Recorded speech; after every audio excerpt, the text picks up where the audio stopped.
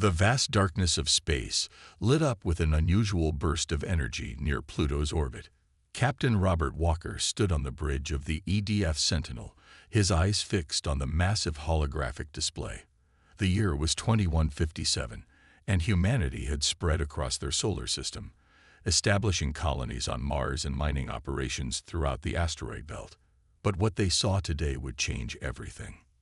"Sir, we're picking up multiple objects emerging from what appears to be a fold in spacetime," reported First Officer Thomas Reed, his fingers dancing across the control panel. "Size estimates suggest they're massive, bigger than anything we've ever built." Walker's jaw tightened. Humanity had long prepared for this moment, but theory and reality were very different things. The objects materializing before them were clearly ships, their sleek purple-black hulls absorbing rather than reflecting light. They moved with a grace that seemed impossible for their size. "Get me Earth Command," Walker ordered, his voice steady despite the gravity of the situation. "And start recording everything."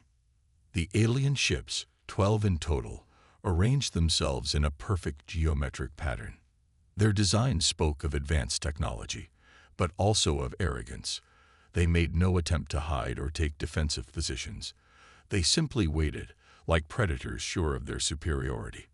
Within minutes, every defense station in the solar system was on high alert. Centuries of science fiction had taught humanity to be cautious, and they had built their defenses accordingly. Hidden weapon platforms powered up silently, and civilian ships began their practiced emergency protocols, moving away from the potential threat. The first transmission came 3 hours later. It arrived simultaneously at every major communications center on Earth and its colonies. The message was in perfect English, suggesting the aliens had been studying humanity for some time. "Greetings, children of Earth. We are the Dominion, rulers of 70% of this galaxy. We have watched your rapid evolution with great interest. Few species progress from stone tools to space travel in mere thousands of years. You have caught our attention." Walker watched the message replay on his screen, noting the subtle condescension in the alien's tone. The speaker, visible in the transmission, looked almost reptilian, but with an unsettling intelligence in its 4 eyes. Its scales shifted color as it spoke, creating patterns that seemed designed to command attention. Earth's Unified Council convened immediately. Representatives from every nation gathered virtually to discuss the situation. Dr. Linda Harris, Earth's leading xenobiologist, spoke first. "Their biology suggests a species that evolved from apex predators.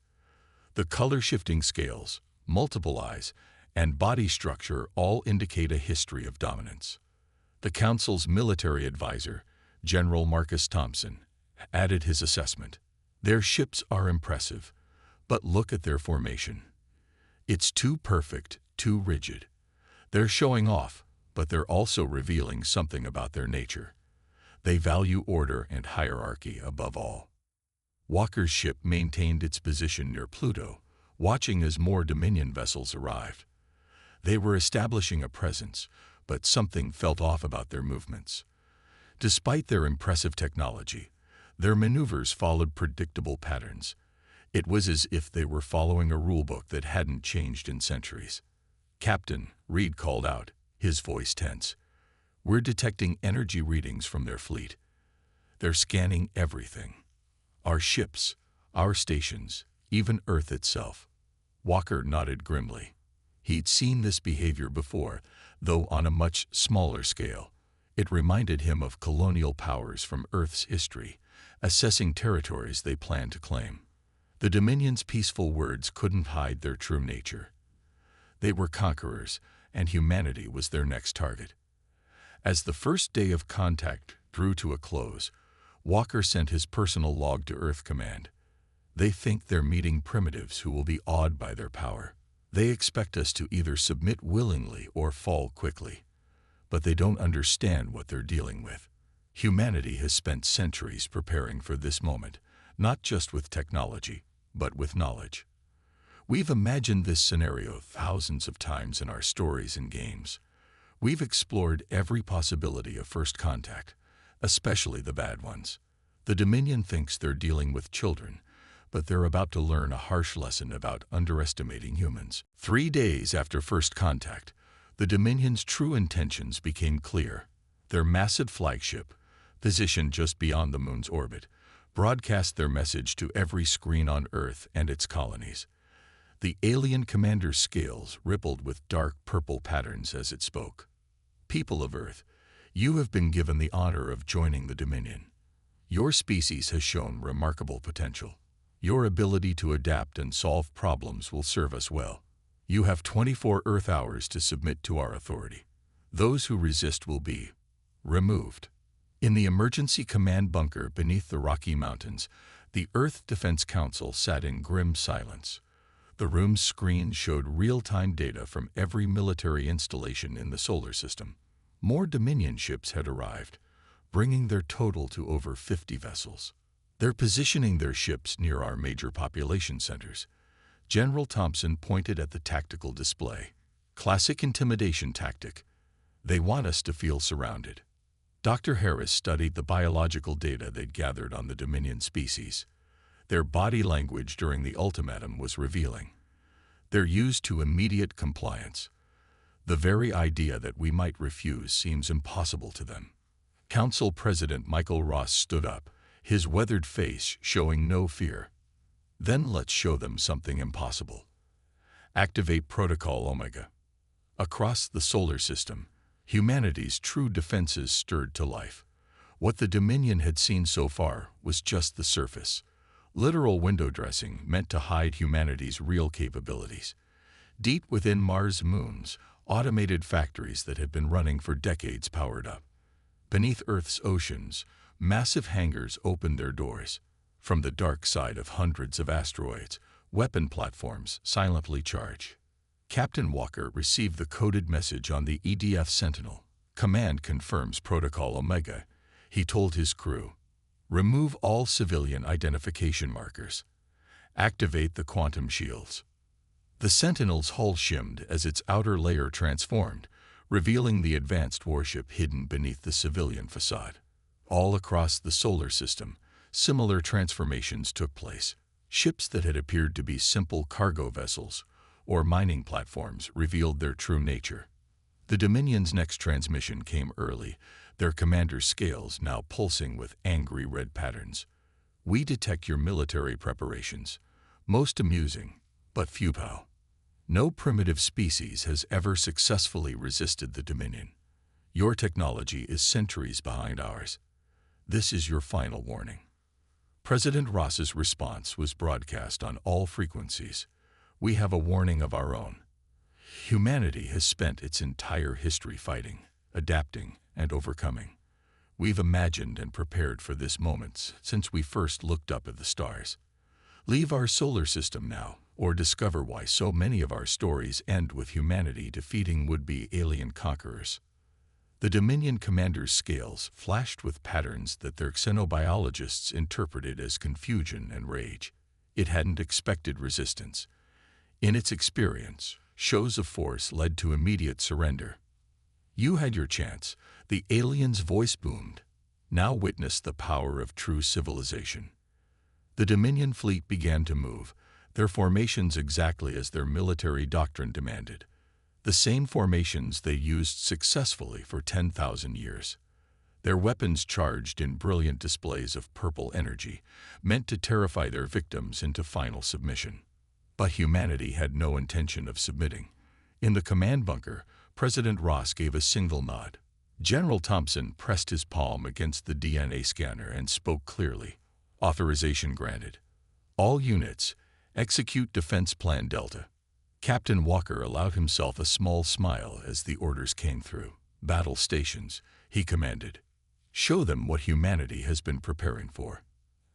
As the Dominion ships moved in for what they thought would be a simple conquest, humanity's defenders readied themselves for the fight of their lives.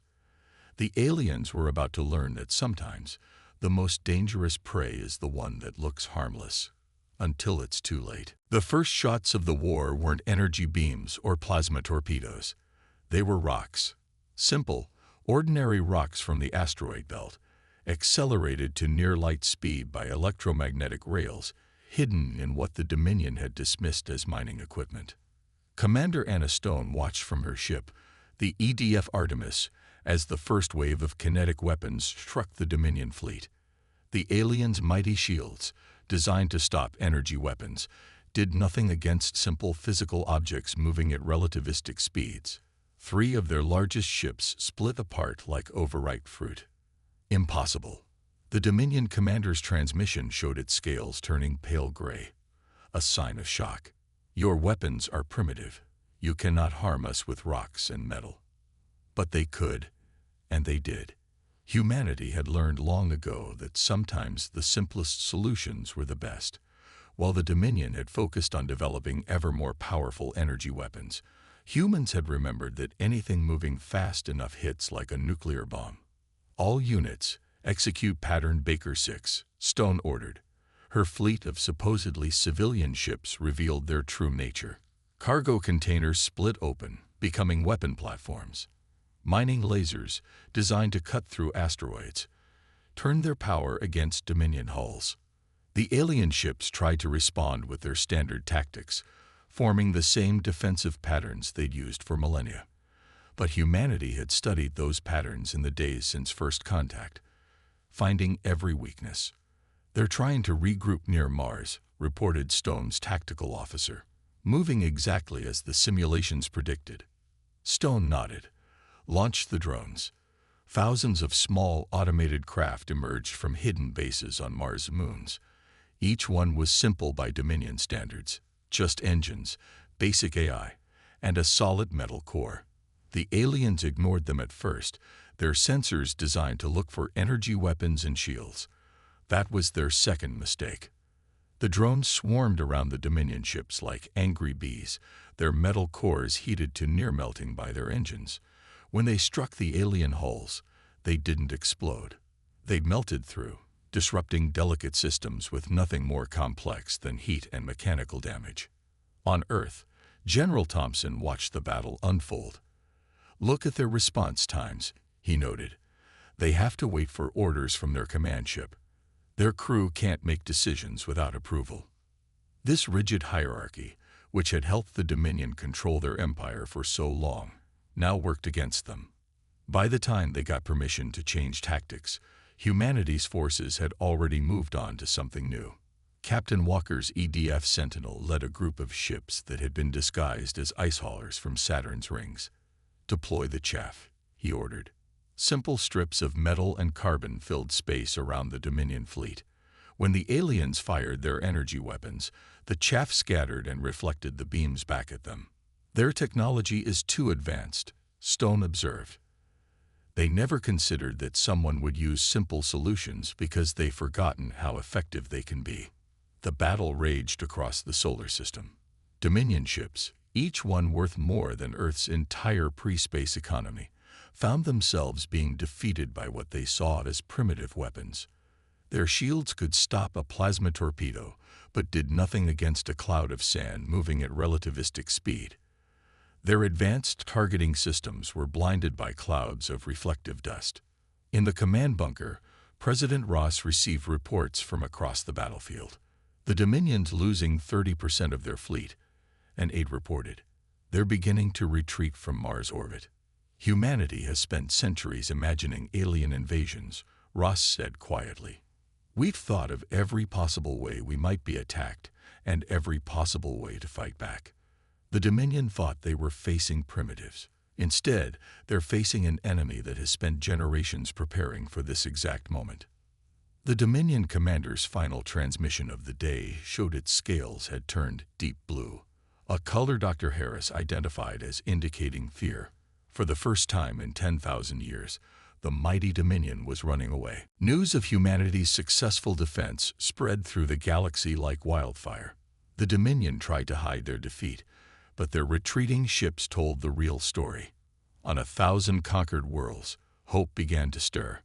Commander Anna Stone stood on the bridge of the EDF Artemis, now deep in what used to be secure Dominion space. Her ship looked like a damaged Dominion cruiser, another simple trick that worked better than any advanced technology. On her view screen, Representatives from 3 different alien species watched with intense interest. "You mean you defeated their ships with simple kinetic weapons?" asked the blue speaker of the Silverlight people, their crystalline form shimmering with disbelief. "Sometimes the old ways are the best ways," Stone replied. "The Dominion forgot about simple physics in their rush to create fancy energy weapons. We're here to teach you how to use that against them." The human fleet had pushed beyond Earth's solar system, not to conquer, but to share their knowledge. Every defeated Dominion ship had revealed more about their weaknesses. Now, humanity was teaching others how to exploit those flaws.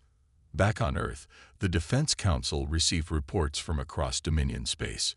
General Thompson pointed to a holographic map showing spreading points of resistance. The Helix cluster is in open revolt. The mining colonies in the dark sector have stopped sending resources to Dominion worlds. It's spreading faster than we expected. President Ross studied the reports. "The Dominion gave us their biggest weakness when they first contacted us. Remember what they said. They control 70% of the galaxy. That means they're spread thin, trying to hold too much territory. On a mineral-rich world 50 light-years from Earth, Captain Walker helped the native insectoid species convert their mining equipment into weapons. Your drilling platforms can become mass drivers," he explained. "The same tools you use to dig up ore can punch holes in Dominion ships." The locals, who had suffered under Dominion rule for centuries, learned quickly. They had the added advantage of being seen as primitive laborers. The Dominion never suspected they could be a threat until it was too late. Dr. Harris, working with alien scientists, made another crucial discovery. "The Dominion's entire empire is built on fear and shows of force," she reported. "They've never developed defenses against guerrilla tactics because they never imagined their subjects would dare to resist." This proved to be true across Dominion space. Their military responded to resistance by sending large, obvious fleets to crush rebels. But they couldn't be everywhere at once, and their ships' movements were predictable. While they crushed one rebellion, 3 more would spring up elsewhere. Hit and run. Stone taught her alien allies. Strike their supply lines, not their warships. Disable their communication relays. Make them spread their forces thin. Most importantly, share what you learn with others. The resistance grew in unexpected ways. The Silverlight people used their natural ability to bend light to hide rebel ships. The insectoid miners turned asteroid fields into deadly traps. Each species found its own way to fight back, using simple but effective tactics that the Dominion's complex technology couldn't counter. Walker's ship encountered a Dominion patrol near a rebel system. Instead of running, his crew demonstrated humanity's approach. They launched clouds of simple radio-blocking particles, cutting off the patrol's communication with their command. By the time the Dominion ships could report back, the entire system had risen up against them. "The Dominion thinks rebellion should look like big space battles," Stone told her growing alliance. "They expect direct challenges to their power. But we're teaching the galaxy a different way to fight. Strike where they aren't looking, use simple tools in clever ways, and most importantly, work together." In the Grand Meeting Hall on Earth, President Ross addressed representatives from 20 newly freed worlds. The Dominion thought they could keep their empire in line through fear and overwhelming force. They never considered that their greatest weakness would be teaching all their subjects to work together. The Dominion's capital world received 300 distress calls in a single day. Their perfect empire was falling apart. On every screen in the High Command Center, red warning lights flashed as system after system reported rebellions. "Impossible," roared the Supreme Commander, its scales flashing violent shades of red and black. "How are primitive species coordinating these attacks? Our communications network is the most advanced in the galaxy." The answer was beautifully simple. Earth's diplomats had taught the rebel species to use light signals, radio waves, and even old-fashioned physical messages passed through trade routes. While the Dominion watched their advanced networks for signs of rebellion, the real plan spread through channels they considered too primitive to monitor. Commander Anna Stone's fleet arrived at the Centauri Gateway. now the main hub for the rebellion's coordination. Ships of all shapes and sizes gathered there, each representing a different species tired of Dominion rule. Her tactical officer reported, "We're receiving signals from 50 different rebel fleets. They're all ready to move." On the planet below, representatives from hundreds of worlds gathered in a hidden base. They called it the Freedom Council, a direct challenge to the Dominion's ruling high command. President Ross addressed them through a secure channel from Earth. "Today, we strike at the heart of their power," he announced. "Not with superweapons or massive fleets, but with unity they never expected." The plan was typically human in its clever simplicity. Captain Walker led a fleet of disguised ships toward the Dominion's main shipyards. They looked like supply vessels, carrying what the Dominion scans showed as basic materials. The aliens' arrogance made them lazy. They didn't check too carefully. "Remember," Walker told the rebel ships with him, "we're not here to destroy. We're here to steal." When the attack began, it caught the Dominion completely off guard. Walker's ships released clouds of microscopic robots, simple machines that Earth had developed for repairing hulls in space. But these robots didn't repair. They slipped into the Dominion's mighty warships and began reprogramming their control systems. "Sir," Walker's engineer reported with a grin, "we now control 30% of their automated fleet." Across Dominion space, their carefully maintained order collapsed.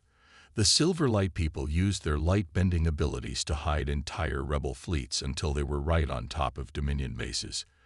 The insectoid miners tunneled under forbidden weapon storage facilities, not to destroy them, but to steal their contents. Dr. Harris, working with alien scientists, had made another breakthrough. The Dominion's genetic engineering gave them those color-changing scales, she explained to the Freedom Council. But it also made them literally incapable of adapting quickly to new situations. They can't change their tactics even when they know they should. This weakness proved devastating. When faced with attacks they hadn't seen in 10,000 years of rule, the Dominion's commanders could only try to follow their old battle plans. It was like watching a computer run the same failing program over and over. In the Freedom Council chamber, Stone met with leaders of the rebellion. A holographic map showed the status of their operations, green lights spreading like a virus through the red territory of Dominion space. "They still have more ships, more weapons, and more advanced technology," she admitted. "But we have something they lost long ago: creativity. Every species here has found its own way to fight back, and together, we're unstoppable." President Ross received the reports with satisfaction. The Dominion was facing something they had never imagined: an empire where every conquered species had learned to work together, share knowledge, and fight in ways that their advanced technology couldn't counter. "Their empire is built on forcing everyone to follow their rules," Ross told his advisors. But they never considered what would happen when everyone decided to break those rules at once. In their capital, the Dominion's leaders watched helplessly as their perfect order crumbled. They had spent 10,000 years building the most advanced civilization in the galaxy, only to be defeated by what they saw as primitive tricks and simple tools used in ways they never expected. The Dominion's capital system hadn't seen enemy ships in 10,000 years. Their homeworld was protected by the most powerful defense grid in the galaxy, with automated weapon platforms forming a sphere around the entire solar system. They thought it was impenetrable. They were wrong. Captain Walker's fleet dropped out of faster-than-light travel at the edge of the system. His ships looked like damaged Dominion vessels retreating from battle. Behind them came Commander Stone's task force, disguised as a relief convoy. The Dominion's automated defenses recognized their transponder codes and let them through. "Ready the package," Walker ordered. His crew activated their secret weapon, a simple computer virus, designed by human programmers working with tech experts from a dozen alien species. It wasn't incredibly advanced. It didn't need to be. The Dominion's computer systems haven't been updated in centuries, Dr. Harris had explained during the mission briefing. They think their technology is perfect. They never expected anyone to attack their core programming. In the Freedom Council's war room, President Ross watched the operation unfold. The holographic display showed hundreds of rebel ships converging on the Dominion capital from all directions. Each fleet used different tactics, some hidden by the Silverlight people's light-bending technology, others disguised as merchant vessels or debris. "Their high command is in chaos," reported General Thompson, reading the intercepted communications. "Different factions are arguing about how to respond. They've never faced a threat to their homeworld before." The virus struck first. Simple but effective, it turned off the identification protocols in the Dominion's defense grid. Suddenly, their automated weapons couldn't tell friend from foe. The mighty defense platforms that had protected their capital for millennia went dark. On the surface of the Dominion homeworld, the ruling council gathered in their grand chamber. Their scales flickered with patterns of fear and confusion as reports came in from all directions. The Supreme Commander's voice shook as it addressed its subordinates. "How dare they attack us here? This is the heart of civilization itself. We have ruled the galaxy for 10,000 years." But that was exactly the problem. The Dominion had grown too used to being in control. They had forgotten how to face real challenges. Their rigid hierarchy, once their greatest strength, now paralyzed them with indecision. Stone's fleet led the first wave of actual attacks, but instead of targeting military installations, they struck the Dominion's communication centers. Teams of rebel commandos, trained by human special forces, slipped into key facilities. They didn't destroy anything. They simply broadcast the truth. "Look at your mighty rulers now," went the message, transmitted on all frequencies. "They claim to be perfect, but they can't even protect their own capital. They called you primitive, but you've beaten their best defenses with simple tools and clever thinking." The effect was devastating. Across the Dominion homeworld, the lower classes began to rise up. They had watched their rulers fail again and again to stop the rebels. Now, seeing their capital under attack, their fear finally turned to anger. Walker's ships moved into position around the planet. His sensors showed increasing chaos on the surface as more and more Dominion citizens joined the rebellion. The mighty empire was rotting from within. "Their orbital defense stations are powering down," reported his tactical officer. "The maintenance crews are shutting them off. They're choosing to help us." In the Freedom Council chamber, representatives from hundreds of species watched the Dominion's capital descend into revolution. President Ross turned to his allies with a grim smile. "The Dominion spent 10,000 years building the most advanced civilization in the galaxy," he said. "But they forgot the most important lesson humanity learned through countless wars and struggles. No empire lasts forever if it rules through fear alone." As the Dominion's mighty towers came under rebel control one by one, the truth became clear. The greatest empire the galaxy had ever seen was about to fall, not to superior technology or overwhelming force, but to the simple courage of those who dared to fight back. 1 month after the fall of the Dominion capital, representatives from over 1,000 worlds gathered in a massive space station orbiting Earth. The same chamber that had once hosted Earth's first emergency defense meeting now welcomed species from across the galaxy.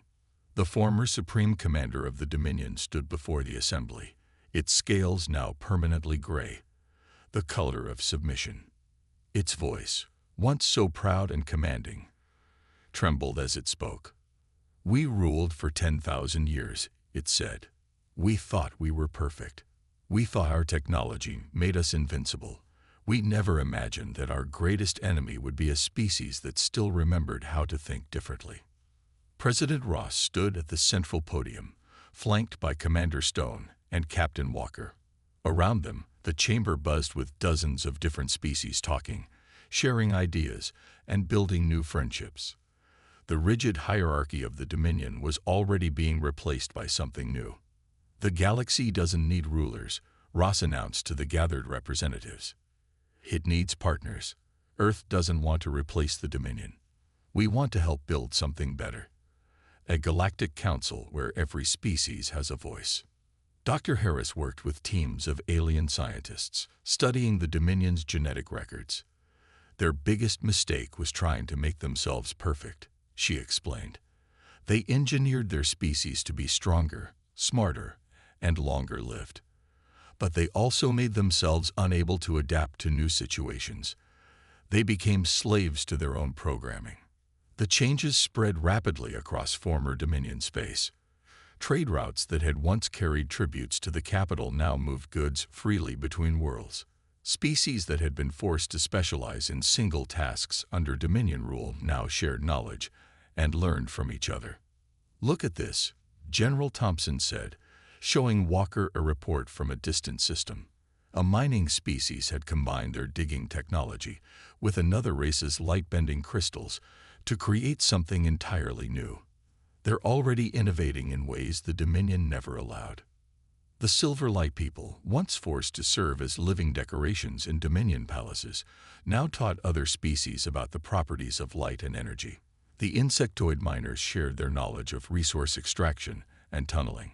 Each race contributed what they knew best, creating a network of knowledge that grew stronger every day.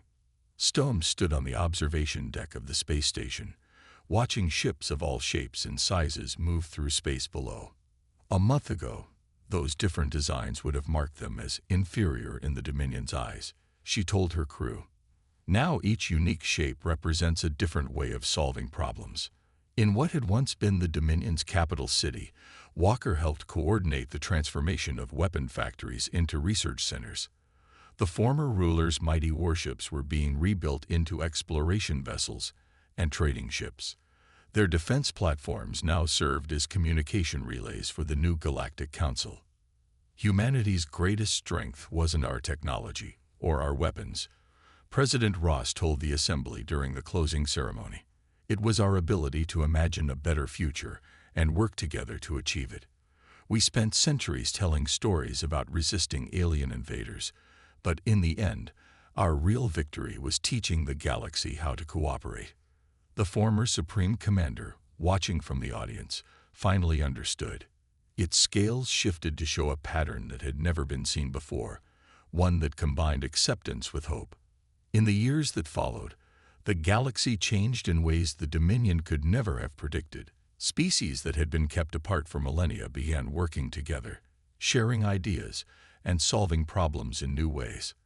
The rigid order of the past was replaced by a vibrant, ever-changing civilization, where diversity was celebrated rather than suppressed. And at the heart of it all was Earth, not as a new empire, but as a reminder that true strength comes not from forcing others to follow your rules, but from learning to work together despite your differences. The galaxy had learned its lesson. The future belonged not to those who thought themselves perfect, but to those who were willing to learn, adapt, and grow together.